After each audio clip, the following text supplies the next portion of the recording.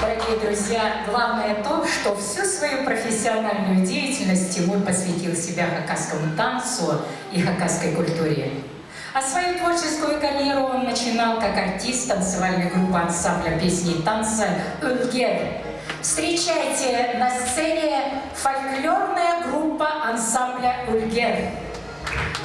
Художественный руководитель, народный артист Республики Хакасия, заслуженный деятель искусств Республики Хакасия Кучен Айшан Хсаин.